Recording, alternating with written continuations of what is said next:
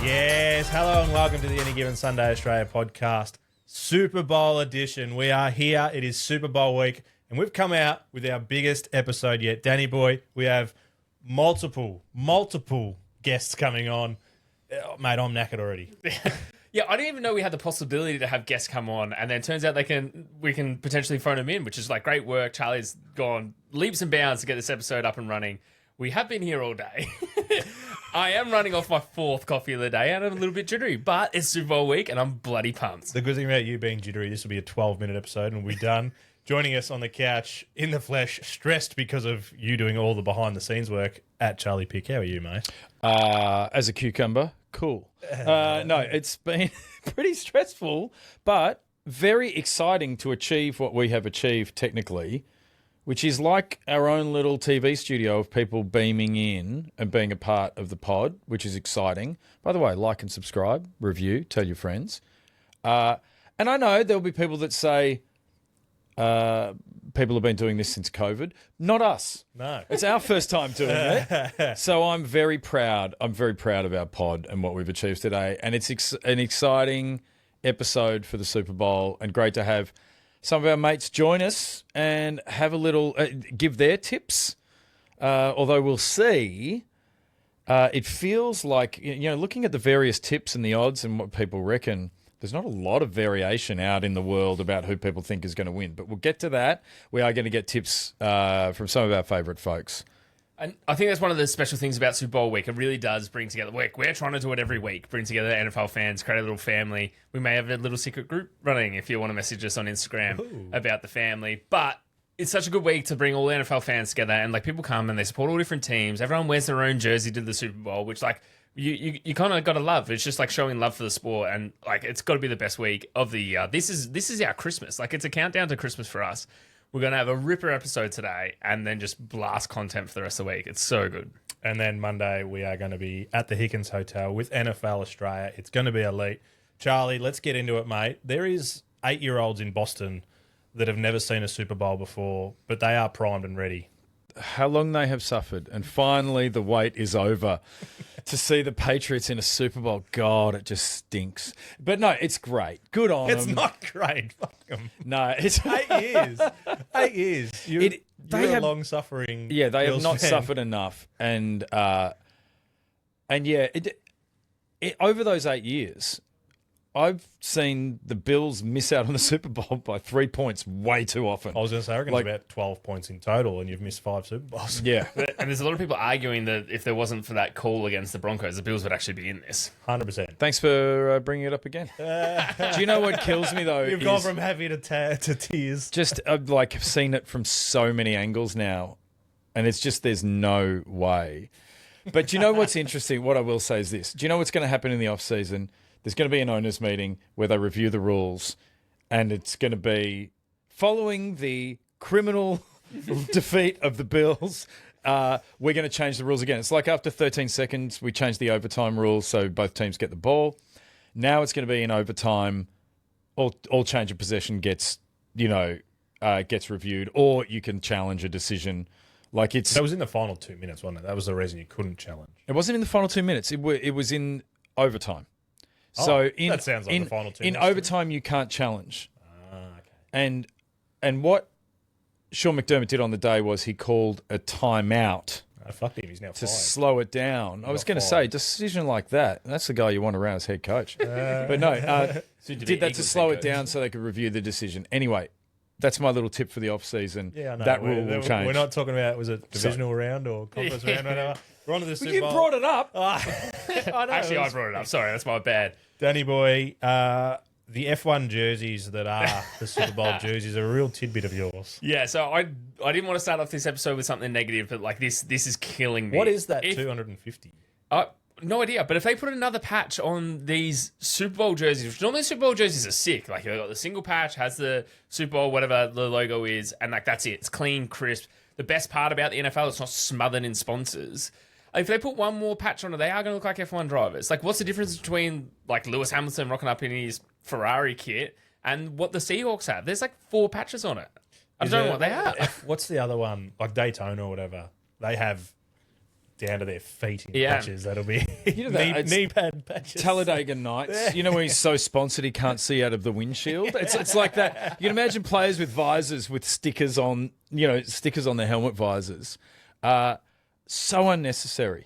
I just don't like it. Like, and I don't like it in this sport. The 250's not a sponsor though. What? No, they've worn the 250 all year, haven't they? I don't know. They're both wearing it. Oh, so obviously not. I've got no idea. I thought it was like really. We probably should have a little powwow about what the What patches was were. it? No, just before we got let's into it. just rip into it. It looks shit. Yeah, I'm not a fan of it. Like one thing that is really interesting, that the Patriots have opted in to wear their all white, not just like they're white with their navy pants or silver pants. They've gone all white.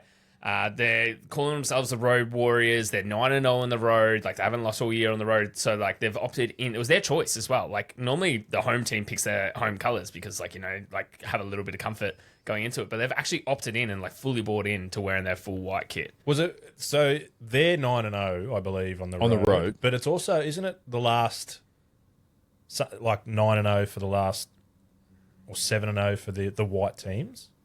Eagles won in green.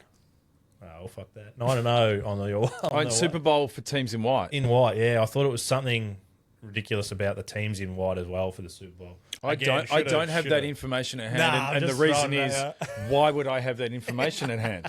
That's not a stat that I would. Well, if you're going all white, No, I can tell you why you're wrong. So let's go back 3 years. Eagles played in green, Chiefs played in white, Chiefs won. So okay, so that's one. But then they switched the next year. Yeah, so then Chiefs played in red when they played the 49ers, Chiefs won. Then they switch again the next year. Chiefs are in white, Eagles are in green, Eagles won. So that stat maybe it's a bad stat. is really wrong. 2 out of the last 3. Who was Bucks? I'm trying to remember. Bucks, Chiefs. Were Bucks white? Bucks in white, Chiefs in red. Bucks. Oh yes, no, no. I reckon they were in red. I reckon the Chiefs were white then. Brady won in red, didn't he? Yeah, Oh, right. that was 2020, mate. That was fucking Which predates the podcast. Which, like, it's not the time to talk about it because we're talking about the Super Bowl. Stay tuned potentially for something in the off season with old Super Bowls. Ooh. Whoa. First Super Bowl matchup, Danny boy, with a top 5 QB. Is that what we're going at? Top 5 QB that are also under 30, which is crazy. So, like, they're drafted in the top 5. We've seen Sam Darnold bounce around between 5 teams. I think there's only been... I tried to find this perfectly so I didn't butcher it, but I couldn't. I'm butchering everything at the moment. I think so there's only 2 other quarterbacks that played for 5 teams and then still made it to their first Super Bowl on their 5th team. But it was in, like, Super Bowl 2. Like, so I'm not going to quote who it was. Hang on a minute. I just want to do the maths. How do they play for 5 teams in Super Bowl 2? No, they played for 5 teams. I don't know. Not to call you out. I'm just. But wasn't Super Bowl when they would have played for 5 teams when it was the AFC and the NFC pre-merger? Right. Yeah, Okay, fair enough. Green Bay won that Super Bowl, by the way. Did they? Yeah, 1 and 2. Totally Oh, unnecessary beat the facts. No one cares. Were they wearing white? Who gives a shit? Probably. We're probably wearing brown or some shit. Yeah, so like it's crazy that Sam Darnold's actually there, and we've spoken about it all year. Whether he was going to fumble in the playoffs, which he hasn't. Turns out the Vikings did the biggest fumble by actually letting him go because you pair him up with JJ and not McCarthy, by the way, never McCarthy, but you pair him up with the Jet, and then like potentially they're looking at getting towards the Super Bowl where the Seahawks have gone. They've had an elite coaching change. Everything's going their way, and then they've marched their way into the Super Bowl. But yeah, really impressive that both QBs are under 30.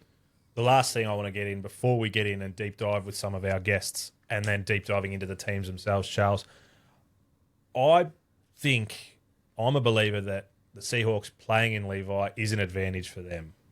I'm not getting much traction when everyone else talks about it, but I think the fact that they've played there every year for the last however many years is an advantage. What are your thoughts? Yeah, I think it has to make a difference, just the pure familiarity. They've just had a volume of games there. And particularly, like if the Patriots, if it was late career Tom Brady, he's played everywhere and he's beaten everyone everywhere. That's not a difference. There's a chance. But it's a young quarterback. He might not have played there. Yeah, it's a young quarterback, and even if he has played there, it might be once. It might have played them maximum last year because I think maybe the AFC East played the NFC West last year. In season. So I think they might have played there last year. There's every chance I played them at home. But yeah, we're coming out with stats. We've had a lot on our plate. I think with a less experienced quarterback, I think it could be it could definitely be a factor. And just on the Darnold making the Super Bowl on his fifth team, unless I'm mistaken, I could be wrong, isn't he's the first quarterback from that draft, which was Darnold, Baker Mayfield, Josh Allen, and Lamar Jackson. And he is the first. He is the first one. I think Saquon went number 2, or number 2 or 3. So Saquon was in that as well. Obviously not a quarterback, but he was the first quarterback from that draft to go to a Super Bowl, and was paying the most to not. Like the other 3 you've just mentioned, Baker, we were picking him as MVP at the start of the year. You've missed by 12 points in 5 Super Bowls. Like no one was picking him to go, especially coming from the Jets. But it just shows, come from New York, you leave New York. You do okay. Fucking pretty good. You do okay. All right, next up we have Australia's very own Cincinnati mega fan, Tiff Krolov. How are you, mate? I'm so good. How are you guys? We're all losers now. Join the club, hey? Well, I mean, losership is in degrees, I think it's safe to say. I think you were the bigger losers for the year, Cincinnati, I think we could say. We're all losers. All losers. None of us are in the Super Bowl, so that's absolutely I'll true. Take that. So, Tiff, first things first, it's Patriots, Seahawks. Who have you got for it?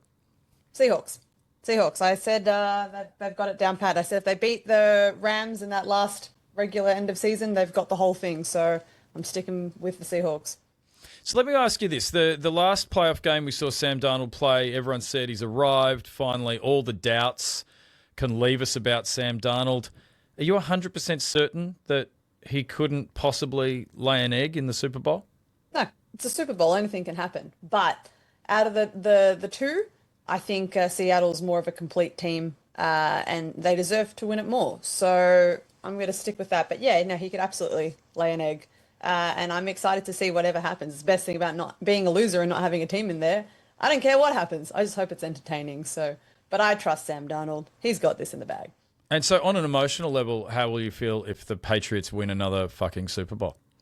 I don't have any hate towards the Patriots, if I'm being honest. So I don't mind. Honestly, I love Drake May that much. So either way, I can deal with Patriots fans. I mean, as long as it's not Chiefs fans for the moment, I can deal with the Patriots fans coming back.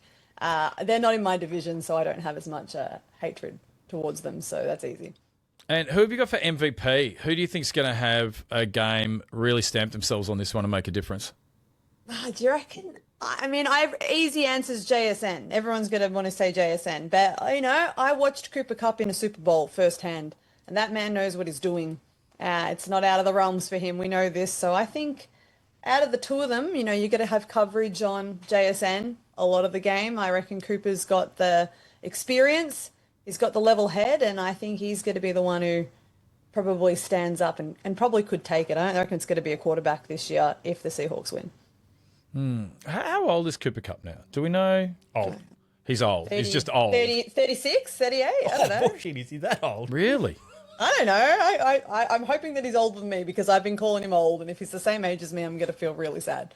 Yeah, I wonder if he could end up being statistically the oldest Super Bowl winner. Although Tom Brady, Super Bowl MVP, he was MVP, wasn't he? Yeah. Well, wasn't he 40? Yeah, he was 40. Yeah. All right, that's a record that's not going to be broken anytime soon. He's only 32. Cooper Kupp's only 32. Oh, yuck. He's the same age as me. I hate it. Oh, no. Isn't it amazing? You see someone just get a tiny bit injured for one season and you go, oh, this horse is going to the glue factory. It's all over. But God, I hate my life. Look what I've done at 32 years old. Absolutely nothing. But your best years are ahead of you, Tiff. That's what I've always said. Your receiving stats are going to go up in the future. Absolutely. Good. And so, where are you spending the day? I think we know this already, but tell us. Yeah. What are you doing with together. the day? We got the official NFL Super Bowl party in Melbourne. I'm so hyped. I usually watch it at home on my own, but now I'm going to be with the people, with you guys. So I'm pretty keen. I'm pretty excited. It's really funny. Like the Super Bowl party is so good because all of these NFL fans who kind of have no idea that each other exist are all in the same place for the first time. And it's like they're blinking and squinting like they haven't been in daylight for a while. They've all been getting up at 3 or 4 in the morning all season. And to know that there are other people like us is such a great feeling. Yeah. We gotta be with our people. I'm hanging out in the GA the whole day. Everyone's like, oh, you in the fancy section? I'm like, nah, man. I'm gonna be in there with the slums. I'm gonna be with everyone. I've got to feel the emotions, and I'm just gonna go around everywhere and watch it on as many screens as possible, and try connect with as many NFL fans as possible because they know what it's like to be us. And yeah, those early wake ups, and sad that the season's coming to an end, but really excited for the big game. Tiff, you've been enormous. You've come on our show a couple of times this year, and we've appreciated every minute of it. We cannot wait to spend the Super Bowl with you, mate. We'll see you then. Thank you, guys. See you then. Next up, we've got the boys from Gogglebox, Adam and Simon, joining us on the show. Lads, how are you doing? Mate, pumped. It's Super Bowl week. I mean, I'm still grinning from the fact that you had to wear my Bears jersey. I noticed it came back a little bit wet after it. Was it just like filled with your tears still? Like, because I didn't even have to wash it. It was just like salty and, almost dripping. Like I could almost wring it out and there was just like tears through there. So I'm more excited to talk to you about Bears Packers than I am to talk about the Super Bowl. But hey, it's Super Bowl week, so I'm excited to be here. We will get you on for another time. We say that it's tears. I was sweaty, all right? I was sweaty in here. You had quite large shoulders, which I found, which was awesome. But yeah, no, we'll talk about the Bears Packers another time. Otherwise, you'll have me too many tears.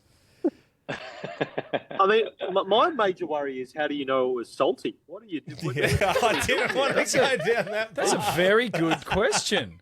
Very astute. My clothing, but that's okay. There's nothing like, it was just a test that I was tasting the tears and that they were genuine, and they were, so I'll take it. Jeez, that's high risk. Is this tears? Oh. No, that's urine. Okay, there's urine on this. Well, I'm glad it wasn't something else salty. But let's quickly move on from this chat before we get too far out of hand. Boys, first things first, tell me who you've got, who's taking it out, who's bringing home the Lombardi. I've got Seahawks. I love the redemption story of Darnold being like, Minnesota being like, nah, we don't need him. We got JJ, and then Sam Darnold just being like, nah, I'm just going to go and win the Super Bowl up in the West. So like, I love the Seahawks. I don't mind 12th man. I'm all about Michael Dixon. So like, I'm on board. I'm on board the Seahawks to bring it home. And also, I mean, you can't have another like Patriots win again. That's like Yankees winning a World Series or like Collingwood winning a grand final. Like you've got those mates that are Patriots fans. You're like, I don't need that in my life. Yeah, I'm a bit the same, to be honest. I think it would be nicer for the pod if I was saying that it's the Patriots and then we can go head to head. But I don't know. The Seahawks, I think they've played better. Sam Darnold, who'd have thought that you'd say Sam Darnold could be a Super Bowl champion? That's a weird sentence.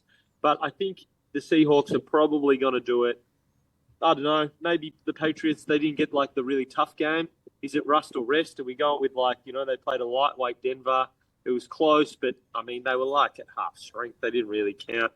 I don't know. The Patriots unproven. I'm going to go with that. Or that's what my brain tells me. They just weren't bad enough for long enough. That's the problem. They were good, and then Brady left, and then they were a bit bad, and then now they're just kind of good again. There hasn't been enough suffering in that franchise yet. So then what are we thinking? We're both thinking Seahawks. What are we thinking for MVP then? Is Sam Darnold just going to walk away with it, or we're thinking someone more juicy? Yeah, I mean, I would love Michael Dixon. That'd be sick. Imagine if the punter got the Super Bowl MVP. You'd have to have an epic game. But Super Bowl, you look at the history of like the MVPs, it is like, 80% quarterback. So like if you're going by that, I mean, the only one who's a bit of a risk to steal it off him, I think, is like Smith and Jigba. But I know, I like Sam. I mean, he's a bit of a redhead guy. He used to be a redhead guy. So like, you got to first stick with your brothers. So I'm on board for Darnold all the way. Yeah, does anyone know who was the last non-quarterback to win the MVP? Cooper Kupp. There you go. Yeah, cool. The Triple Crown, yeah. Yeah, there you go. So, look, I think probably Sam Darnold too. I'll tell you one thing, though, that you will not see. Surely we don't see the Seahawks throw the ball on a 4th and short situation. They're not gonna throw it again with 4th and goal with the Patriots for the win like the last time they played each other and Malcolm Butler came through with the interception. That's exactly right. And you actually know. I can see Kenneth. Give the ball to Kenneth Walker. He can run it over. Yeah, but yeah, you can actually that Vrabel just has that in his head too. Like I think that's kind of the X factor here is what does Vrabel have as a coach? What has he learned? I want to test you, Simon. Who's their 4th string cornerback that's going to take the catch? Yeah, exactly right. Exactly right. Who bloody knows, huh? Who knows? I don't know. But one thing's for sure, whoever does make the catch, he's not playing next year. That's for sure. Isn't that history repeating? That's how it works. He got paid a bucket load and then left. Yeah, pretty much. Yeah. What are we thinking as well for to first see- touchdown? Who's going to score first? Now, I actually think, I think the Seahawks are going to do it so comfortably. So I reckon it just has like fairy tale written all over it. I think it has. I actually would see Sam Darnold running one in, like, a little nice little fake play, nice little like fake toss, and then he just runs out wide and then just like jogs it in, and then has a really disappointing celebration. But I think Darnold will run. Mate, I'm just all on board, the big fella. I think it's going to be a long pass. I think the Seahawks will get a turnover, firstly. So I think they will turn the ball over, and then Sam Darnold will throw like a 50-yarder. And it'll be like a huge, like, game-breaking play. I think that's what's going to happen. A little Rashid Shaheed, maybe for that big long bomb. He loves them. He doesn't do much. He doesn't get many receptions. When he does, it is long. It's just like run just straights all the way. We're just going like that Madden play. All 4 streaks. Just mad Hail Mary. Hail Mary, to really start the game. Really in the game. Why 75 not? yards Like, to start the game. Like, how can anyone script against that? Set Now, the boys, we tone. already know this, but just to let everyone else know, where are you actually going to be watching the game? We're actually hosting the NFL Australia official party in the city. It's sold out. So I think people will not be that keen to hear us because it'll be 10 a.m. and they'll be already drinking beers on a Monday. So they'll be like, we don't need to hear these guys. We just want to watch the football. But, it's a good gig because there's like jacked up. So it's kind of like hosting a wedding where everyone's like on edge and ready to party. So I think it's one of the easier gigs getting around, but we'll be there in and amongst the faithful, the true believers. Where are you guys watching it? Are you there? Are you going to be there? We will be there with you boys with the plebs down the bottom, probably. Hey, us too. Nice. That's where we are. Yeah. Yeah. We are the plebs. Don't stress about that. Exactly. Yeah. Boys, for sure. appreciate you giving up your time to jump on the podcast. Sounds like, Adam, that we're going to have to get you in the studio. You're going to have to come up the Princess Freeway, jump in the studio, and we can have this Packers and Bears argument once and for all, I reckon. Yeah, okay. I mean, it's going to be a hard game for you to win, really, isn't it? Like, if we're going on recency stuff. So, like, that's Mate, fun. one good year from these Bears fans, and you can't hear the end of it. One good year. Come on, man. Cardiac Caleb, boys. I'll see you later. See you, boys. Thanks. See you guys. It's should we get into it though? Yeah. Come Patriots. The Patriots, Danny boy. How are they going to... A lot of people are not picking them. Yeah, you say that, but then like you look at anything in the press and like anything on ESPN or NFL Take, and I don't know if they're doing this on purpose or not, but everyone's saying like they're picking the Patriots. And like to me, that kind of just seems against the script of what everyone, like potentially what I guess may say or may not say, and like what we're all saying here in this room. Like it's pretty crazy.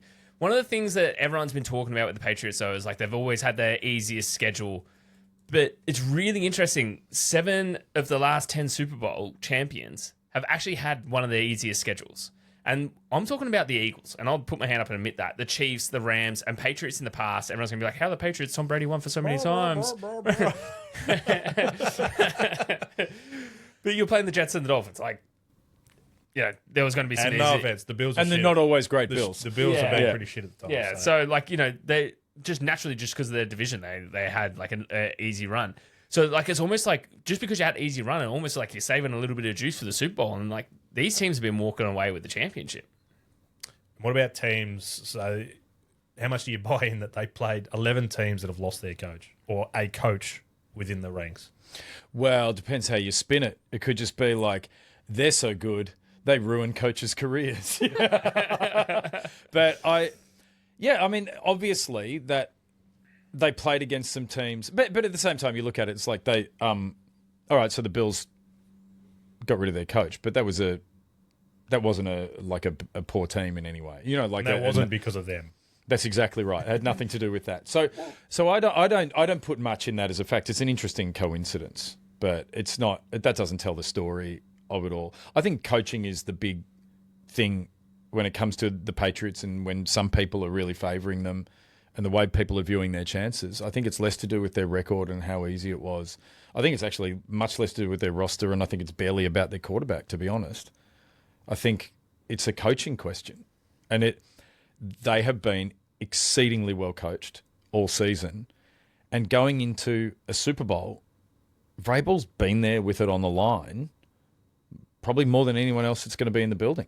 And I think Josh McDaniels. Well, and Josh McDaniels as well. There you go. Yeah. So Josh McDaniels has technically 6 Super Bowl rings with the Patriots, and then 3 of them he was the OC, and he's left and tried to coach the Browns, and then ended up coming back. But him coming back, I think, has made Drake May and this offense exactly what it is. Yes, Vrabel has so much to do with it, and you're right, he has so much experience. But you also look at McDaniels, who's got 6 rings with the Patriots. He knows, he's been there, he's been to the dance, and now he's taken this team again. There has to be some weight put into how good these coaches are. I'd love to know. I know that everyone's saying Bill with 7 rings, 6 rings. 6 rings. If he gets, oh no, hang on. He got one with the Browns, not as a coach. He was assistant coach with the. But does that count? Was it? Hang on. Browns? Not Browns. Jets. Who was it? He was a Jets coach. Anyway. No, he got one. He had one previously. Who? Anyway. But give us a call. If McDaniels gets 7, are we putting him above? I know he was head coach, but 7 as any coach, I feel like is a pretty bloody good effort. Yeah, it's incredible. Well, we'll see how the Hall of Fame voters, if they let him in the first vote, if they think Josh is better.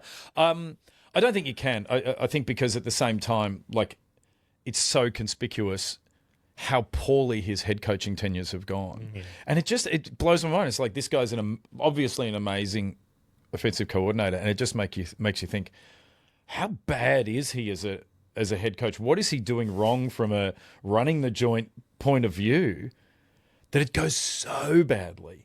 And then he comes they all back. try and do the Bill Belichick way, and that's what cost him. That was anyone who was under Bill. They tried to do it that way, and it just didn't work. Back to the easiest schedule. When you look at the last few weeks, they beat what? Broncos, Texans. These are Chargers. They dropped off a little bit in the way I'm thinking. But now they've got the Seahawks. They're all, top 5, top 10 defenses. So they might not have been the best teams, especially the Texans offense. But the Texans defense was elite, and they put 21 on them. Yeah. So, you still got to give them kudos where they got the job done. But how do they win against these Seahawks? Well, I'd say Drake May actually probably struggled in this compared to what he was playing in the season. Yeah, and we're saying there was an easy schedule, whatever. He still had to go out there and compete and perform, and he did. And he was the highest rated QB of the year in so many stats and in so many categories. But then I reckon in these teams you're talking about against the Texans and you look at the Broncos, yes, it was the snow globe game where they just shook it up and it was magical and all white. He did struggle in those games, but yeah, you give him some clear weather, which we're assuming it's going to be pretty clear in San Fran on the West Coast. But he also is still going up against the top 5D, which he has struggled against. This is going to be his time, and I feel like the only way he's going to do this if he channels his inner 2001 Tom Brady, who went out there and won a Super Bowl for the Patriots in his second year playing because the QB went down injured at the time and he came up. An issue with Drake May, though, he is struggling because he's got a lingering shoulder injury as well. He's been limited in practice all week. So if he's going to come out and really perform, we need to see a really big game from Stephon Diggs, Hunter Henry. He's going to need his weapons to be open, and he's going to have to try and sling the ball because that rush defense of the Seahawks is just something else. Elite rush defense. Like you said, Milton Williams is a bloody beast. All right, our next special guest is an NFL Flag Australia superstar. Danny Avai, have commentated her. She plays for New South Wales. Chantal Stowers, how are you, mate? Yeah, I'm really good. Very excited. We've got flags. You said Nationals coming up in the next few weeks, is it? Yeah, last weekend of February we'll have the Seniors Nationals, and then the following week we'll have Juniors. And it's been some epic contests between you and Queensland mainly. Are we seeing something similar in the Super Bowl this week, you reckon? Yeah, to be honest, I'm not too familiar with the history, but I know what team I have been keenly supporting. So hopefully they get a clean run. So who you got for the win? I'm going to go for the Seahawks for the win. And have you been across some of the players? Do you reckon you could pick an MVP from the game? Yeah, a few have stood out to me. Just having played at the moment playing wide receiver, I really appreciate my QB. So Sam Darnold is going to be the one that I choose for MVP. And what about crossing the line first with touchdowns? Yes, so I reckon it'll be Jackson Smith Njigba. Yeah, nice. He's a nice safe pick for that one. Talking about flag, how primed are you guys heading into this game? Like I said, there's been some absolute crackers between you and Queensland. Are you guys primed and ready to go? Yeah, we are. We've had a really good campaign, done a lot of scouting since last year. Queensland have had the trophy for the last few years, and we did snag a win last year throughout the tournament, but not in the final, so we'll be back for that. Yeah, Danny and I were there for that very controversial final right at the very end. Were you? See, you know what we mean. I feel like it was stolen, so. So a bit of payback for sure. For those that don't know, where is it going to be played this year? It's going to be at Blacktown, the big sports facility. It's the same venue that we played at last year in New South Wales. Beautiful. Awesome, mate. Appreciate you coming on, and we'll have you on in the next few weeks as a surprise guest that is no longer a surprise. Awesome. Thanks so much for having me. Cheers, mate. Alrighty, our next guest is the NRL superstar that is Chad Townsend. You've been on the episode before, mate. How are you tracking? I'm really good, boys. Thanks for having us. Look, really excited for Super Bowl, to be honest. One of the biggest days in the sporting calendar. And, a bit of nostalgic vibes coming out this year. Obviously, Patriots and Seahawks. Obviously, they've played out some thrillers in the past. So I'm really excited to see this game. Yeah, I think that, it sticks in everyone's mind. An interception on the goal line, it was that close. Game was that exciting before, the last time these teams played in the Super Bowl. How do you think it's going to go this time? Is it going to be that close, or do you reckon someone's going to run away with it? I honestly can see this game going down to the wire, even overtime. We've seen some absolute bell ringers so far throughout the playoffs. And this is a time where, field goal kickers just don't they earn their money. Gosh, the pressure that's on those guys throughout the playoffs. And all season long, to be honest. I can see this going down to the wire. I don't see a blowout at this stage. And obviously, as you just mentioned, the throwback of the Seahawks should have ran the ball to Marshawn Lynch all those years ago. But, now we get a new era of this rivalry and, two exciting quarterbacks. And, I'm really excited to see how it goes. Well, do you think MVP is going to go to one of those quarterbacks, or do you think maybe there's a receiver or even a defensive player that's going to shine? At this stage, I think the smart money always says a quarterback's going to go as MVP. Look, for me, it's hard to go past. I'm going to go. Look, this has been almost a toss of the coin for me. Even the same, obviously, two teams. I'm not a supporter of either of these teams, and you guys know who I support, and we don't need to go there on today's episode. But I'm going to go Sam Darnold MVP. I just think, I think he can get it done for the Seahawks, and I'm so excited to watch. How confident are you that Sam Darnold? We've been saying it all year, sort of almost waiting for him to falter. There's always been a bit of a doubt about, is he consistent enough? Does he, he's had his ass handed to him in the playoffs before. And he played so well in their last game. Do you think he's got that behind him and he can just consistently play at that level now? Or is there still a bit of a chance that he wobbles in the big one? I think he's well and truly over that. Obviously, he had those wobbles, with the Vikings after what was a tremendous regular season. But I just feel like this year he's played with weight off his shoulders. Even just seeing the way he was speaking after they won the championship game, I really enjoyed the way his demeanor was. You could tell he was excited, but not getting too far ahead of him, even on his journey from where he's come from, back at the Jets. I still feel like he's focused, and I just feel like he's in a really good spot at the moment. Obviously been handed a significant contract by the Seahawks, and he's found a home. He's got a great connection with his receivers. Obviously, Jackson Smith and Jigba's had an outstanding season. So that's why I'm going to go with Darnold for MVP this week. And so where are you spending the day? Do you go to a big mega party? Do you watch it at home? What's your plan? So for me, got a bit of a thing happening down here at the office. A few people come down to watch it. Of course, you wear your NFL jersey, so that's a compulsory thing on a Super Bowl day. I think that's wherever you go, whether you're watching at your local or wherever you are, you wear your team's colours. Keep it nice and local. A few guys coming over. We have a bit of a party and see how it all goes. One thing I did want to ask you, the Patriots are coming in. I think they're 9-0 on the road this year. I think they're wearing their white away outfits because they consider themselves a road team. And it's definitely in the Seahawks neighborhood, but not their home stadium. Do you think that, from your experience, do you think that gives the Patriots an edge, or is it close enough to home for the Seahawks that is going to give them an advantage? Yeah, it's definitely an advantage. Obviously, East Coast, West Coast. There's always a lot of talk around that, especially with teams traveling and playing in those conditions they don't usually play in. I think it's an advantage for the Seahawks that the game is in Santa Clara, San Francisco.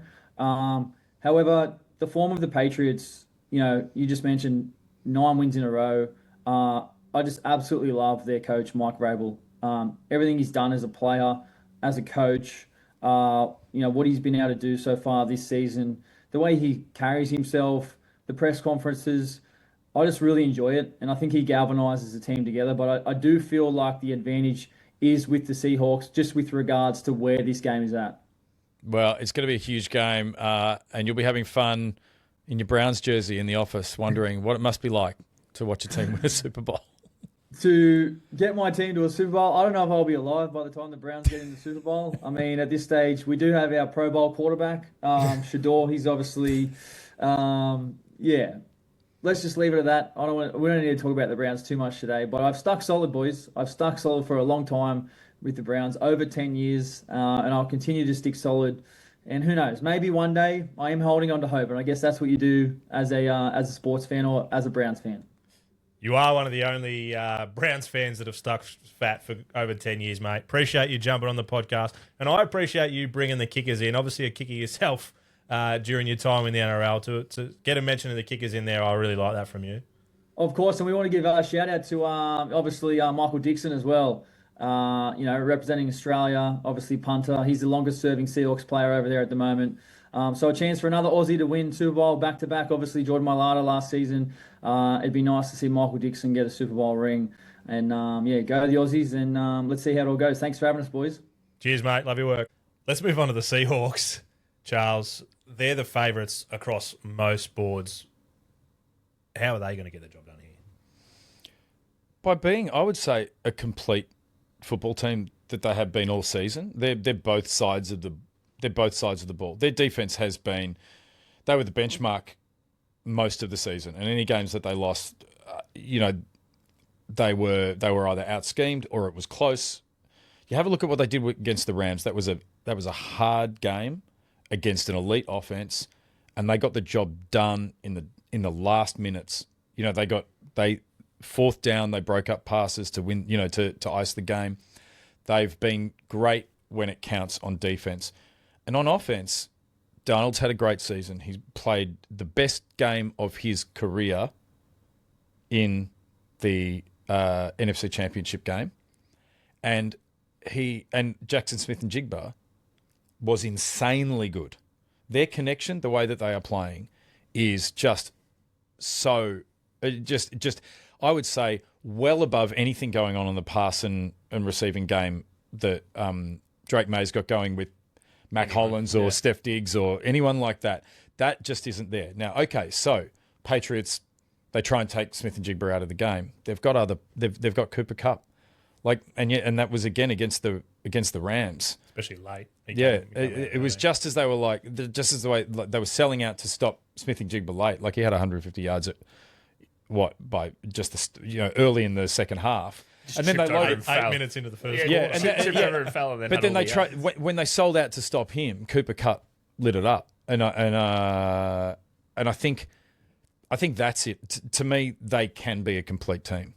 And they've got both sides of the ball covered, and I think that's how they do it. And that's I don't think there's any other particular trick. It's just at any given time, their defense can get the job done. They can stop the run. Their secondary does a good job, shuts it down. They did a great job against the Rams, even when the Rams started to feel like they were cooking. And I just think they feel like a more grown-up football team. It's just something with Sam Darnold as well, that we haven't really, we did have touched on a little bit, but he was tied third, maybe most in the regular season for interceptions, and he has tidied that the fuck up in this postseason. He is not.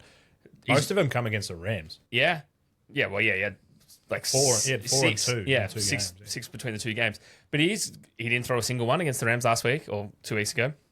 He's really tidied this up in the postseason, and he's really switched on to being this like absolute sling at first QB, and he needs that because obviously Zach Charbonnet is not in there. I think the rush defense of the Patriots with Milton Williams is going to be too strong for Kenneth Walker to like have a proper run game. He's going to need to throw this ball left, right, and center, and I really think he's going to start looking for like Kenneth Walker for those like check down passes, 100%. And I reckon he'll do really well. Scrimmage yards total, but yeah, more than on the ground. Oh, you took the words right out of my mouth there. I reckon they will. They do. Milton Williams, we're going to mention his name 100 times on this podcast. He's a beast. And he's shown that throughout the year, just how good he is and why they paid him the big dollars. But they'll get it to Walker in on the flat. Like he's so good at the rush defense as well. Obviously the defensive rush, sorry. I reckon he gets the ball. He's going to have a big day in my eyes, and that's how they win. If they get him going, that's it. It's a lot like Cook and the Bills. If they can get Walker going, that opens up for JSN and Cooper Kupp and, Bobo to have his 5th catch for the year, which will be a touchdown, Yeah, because it allows the defense it forces the defense to spread or even collapse a little bit rather than like staying back out and like having a really deep secondary and say we're good to go, or just they're probably going to have 2 on JSN for most of the game. But I'm pretty sure I'm going to say this stat and it's going to come back to bite me in the ass. I think they're more of a zone coverage team, and against zone coverages, JSN's averaging 8+ catches. So he's going to have a day out as well if they can get it to him. But it all starts in the back. So if they can, I reckon they'll be able to stop the rushes. But Walker will be just over the little top. There you go, mate. There's 20 yards. And that's the thing. Decent defense wins championships, and we've seen this. Like the amount of times top 10 defenses and a Super Bowl go hand in hand, it's like high 70%. Like we've seen it time and time again. And someone like I think the Seahawks are going to absolutely lean on is DeMarcus Lawrence on the D. He's going to put so much pressure on Drake May. Drake May got sacked like 15 times so far in the playoffs alone. So I feel like DeMarcus Lawrence is just going to run straight through that O-line. Like they've got a rookie left tackle in there who's come back from an injury, and he's probably just not up to the perfect form that you need someone to be in the Super Bowl. DeMarcus coming at you. Also, is that I think over the course of a game, the fact that May is dinged up, he's carrying a shoulder injury, so he's coming in sore. And if he starts taking hits, you just see it by the, late in the game when you need it, you can see that the effectiveness isn't there, the distance isn't there, the ability to overcome that rush isn't necessarily there. I think that could be a big factor. And how good, the question on the other side to me is, how good do you think Gonzalez is for the Patriots? I've heard Patriots fans say, Gonzalez, he'll shut down Jackson Smith and Jigba. Do we think that's possible? Do you think he's good enough to run man all day on JSN? No, give it a good crack. So good. If you watched, and his catch radius, I know that Tom Brady was talking about he keeps his shoulders level, blah blah blah. His catch radius is enormous, just because you saw with that one-handed catch, you can take out half of him and he'll still be able to reel it in. I know their gloves are incredible. Like I was palming balls and my hands are fucking tiny. But he's up there with, Devontae Adams is probably the best route runner I've ever seen live. Not live on TV. Actually, no, he was at the game that I went to. I've seen him live. JSN's up there with him. He puts people on their ass. So, yes, he'll be able to stop him. Even if it's a half, he can have 150 plus in a half, as we've seen already. So he'll have a game. Yeah, it's just one of those elite players. And we've got to remember, he's only 3rd year in the league and he's doing this sort of stuff. He's only going to improve. And I just feel like when you're that young and you're that hungry, who's like, yeah, okay, might be able to put the clamps on him for a little bit, but it won't be for the whole game. No. Will not be for fourth quarters. No. So who do you think needs to get out in front to win? I feel like the Patriots need to be rolling. Yeah. And if the Seahawks get out in front, I don't know if the Patriots have the wherewithal to bring them back in, where the other way around, I could see that happening. We've seen it against the Bills. That's exactly right. Yeah, I do think you could put the pressure on them, where I don't feel like Sam Darnold having that 8 years in the league now, 6 years, 7 years in the league, just has that cooler, calmer head on him that, even if we're 3 touchdowns down, it doesn't matter anymore. You're just going to sling it. You got JSN, you got Cooper Kupp. You got Bobo. And Shaheed. Don't forget about Oh, Shaheed. and he's going to have a The couple deep threat. He'll get a couple He'll of get a real couple of deep. real deep ones. That's it. It's a multi-headed beast. I think that's right. We've seen it in these playoffs. Like you saw it with the Rams, but you saw it earlier in the playoffs and towards the end of the season. Darnold is not phased being down by 4 and having to go make plays. Yep. Throw it around. And, I think, don't get me wrong, Drake May's had some good games. He's had some game-winning drives. He's done it. But I don't psychologically think they've got that makeup. Vrabel, I'm sure, has prepped them for it. But if the Seahawks are out 14-0, it's going to be a very long day for the Patriots. And I'm not sure that mentally, like, they can think to themselves, have 21, we're still going to get you. I don't think they're that. No. Just on that quickly, like, I've got a question for both here. The Seahawks are up for sale at the moment, right? And the price tag is between $7 and $8 billion US dollars, which is absolutely crazy. Yes, I'm not asking if we're going to do a whip around. We already know we're going to do that. Get everyone on board. My point is it going to be scripted? Like, because if the Seahawks win, that boosts their value. Like, they're in the Super Bowl, it's already going to be worth a lot. But if they actually win and take home the Lombardi, is their price tag not going up? Unfortunately for us, probably yes. I don't think it's scripted, but it does just sit nicely for the script writers to say, you know what, $9 billion.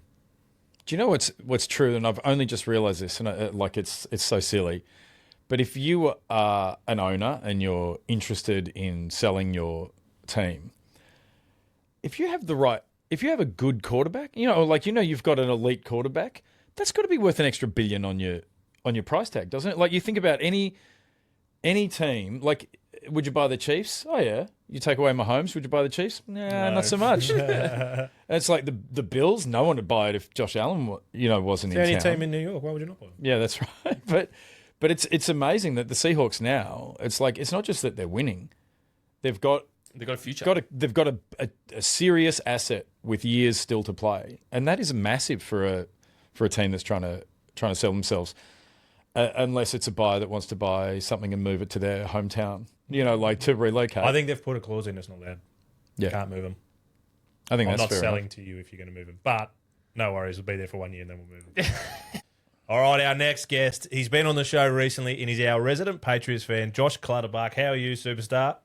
Mate, I am spectacular. We're back to the Super Bowl. It's been a long time. I'm just pumped for Monday. Boo. Cuz I don't know if you can tell, if you can see, but I'm actually back in my seat. I'm thankful for that. But it's good to have you back on. Always good to have you back on. Now, we all know you're going to pick the Patriots. Tell us why you think you're going to beat the Seahawks. Mate, I think the defense is key. I think it's going to be a defensive matchup. I think a lot of people are going to be possibly upset that this could be just like the Rams-Patriots Super Bowl from a few years back. But I think Gonzalez is going to shut down Jackson Smith and Jigba. That's what we're hoping and praying for. I think the Pats have all the tools. I think Ramondre Stevenson's going to be massive for the boys. We know Josh McDaniels likes to employ running backs and do some cool stuff there. So, I think the boys, Drake May's going to do enough, but I don't think he's going to get MVP for the Super Bowl. I think it's going to be either a defensive player or Ramondre Stevenson. Defense wins championships, so let's stand up. So if you had to pick a defensive player to get the MVP, who are you picking, or is it Milton Williams? I think I'll probably go Milton Williams in the middle there, or Gonza, but I've already put a cheeky punt on Ramondre Stevenson, so... We're all getting distracted because you've got a beautiful little house guest just crawling on the bookshelf behind you. Do you want to introduce him? Yeah, the cat's an absolute menace, bro. I just saw that out of the corner of my eye. Oh, we're all loving it here in the studio. Right, so Patriots to win. You got a defensive MVP. Who's getting first touchdown? I'm going to go Stephon Diggs. Yep. Yeah, very fair. Very fair on that. Stephon, I think, man, he seems super pumped, as you would be, but this is going to be his big opportunity to finally get a ring. So let's back the great man in. So do you think, seeing we're talking about Diggs, do you think Diggs is going to get more receptions than he has children? That's almost impossible. That man's just producing children left, right, and center. I think he's going to have a massive game. Yeah, I heard word on the streets. He said he was going to treat the Seahawks defense like a housekeeper. So that's just what I heard. That's just what I heard. It feels like NFC East rivalry coming in. Yeah, NFC East and AFC. do you know? It's interesting though. Diggs, like, I would say this season, and I saw him interviewed this week leading up to the Super Bowl. He's borderline unrecognizable in his attitude. Like, he seems to have gotten it together where it's meant to be. And I do reckon he's mentally ready to win a Super Bowl. It's been a journey for him. Do you think Cardi B put him in line? Do I think Cardi B put him in line? Yeah, from what I can tell, Cardi B's approach to health and wellness has been wonderful for Stephon Diggs. That's definitely true. Just drinking the Kool-Aid there. It's just a big diet of twerking and just yada-yading. It's really good. So it's worked wonders for him. But no, mate, it's crazy to see what he's been like. I think the Vrabel effect is taking full effect on a lot of those players. So thank God we got him in the coaching department, because it looks like we're about to go on another run. So very, very happy for me. So, Clyde, where are you watching the game on Monday? Big day.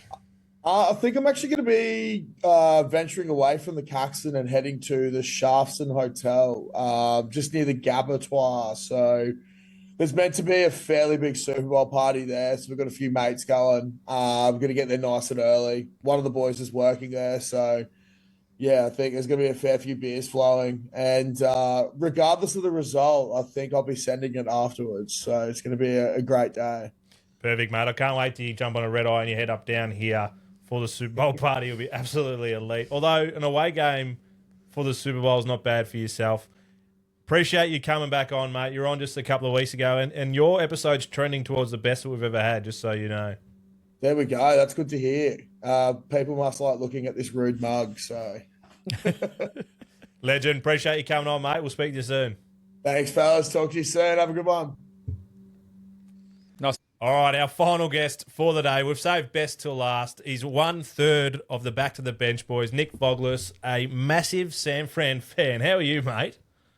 Good. Keeping well. How about you guys? We're tracking along. It's been a big day on the tools for us, but we're flying.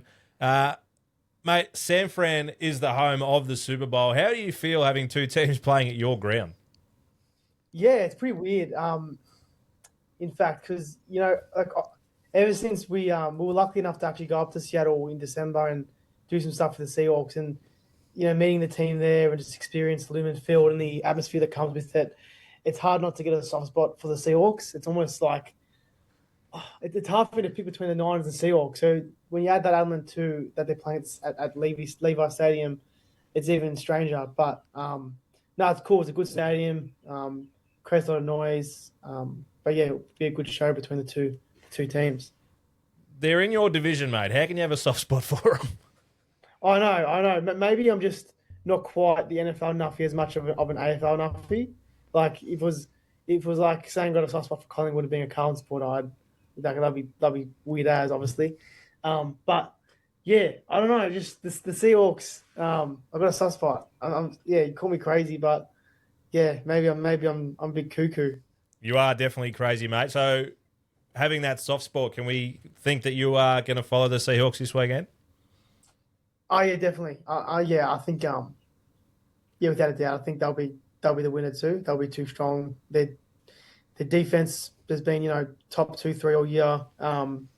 JSN's on fire. He loves the big stage. I can just see him coming out in electrifying fashion, especially with the way he's been playing in these recent big games. And Sam Darnold, a great story. I've just proven the doubters wrong. I think it's his fifth side now.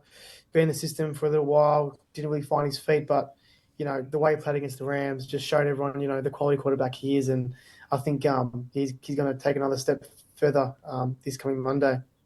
You got to meet the man Michael Dixon when you were over there and kick a few snags with him. Is there any way that he wins MVP, or who do you have getting across the line? I think it's hard to go past JSN. I think he's the one that kind of everyone's just looking at being the game winner for the team. Obviously, Sam Darnold plays obviously a massive factor in that too. But I think without JSN in that side, they're a complete different sort of have a complete different outlook into the way they play. So yeah, don't get me wrong, Dixon's an absolute gun. He's had a great season. He's, arguably one of the best punters in the league as well. But yeah, I think JSN's the MVP for me. And what about for first touchdown? Are you sticking with JSN or are you going to be on the ground? I'm going to go Cooper Cup. Ooh, I like that.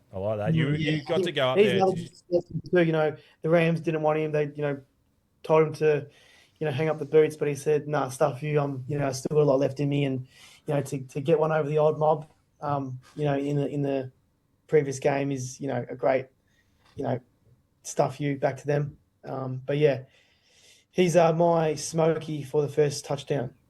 Would you see him getting MVP nods? He's already won an MVP before. Yeah, I think he'd come close between him and Jason, but I'm still sticking with number 11. He's the man everyone's looking at, and as I said, his big games, big crowds, he feeds off that, he thrives off it, and kind of reminds me of a Sirioli from Hawthorn.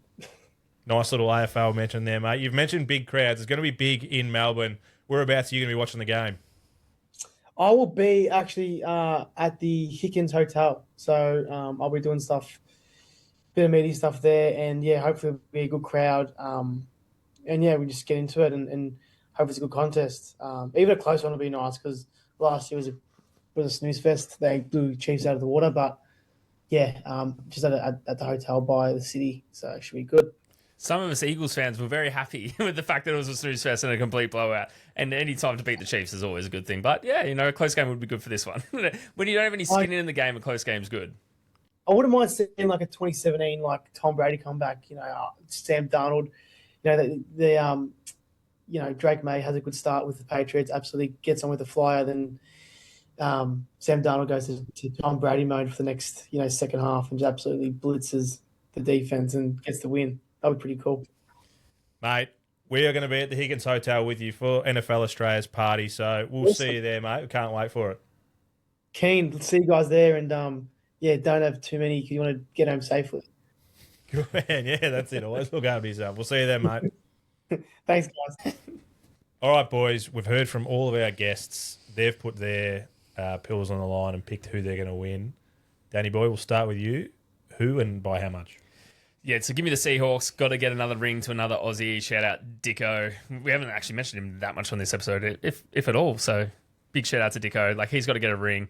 I reckon the Seahawks are going to win by 10 points, and the scoreline will be 24-14. Ooh. Exactly. Put money on $121, I heard. Yeah, I heard.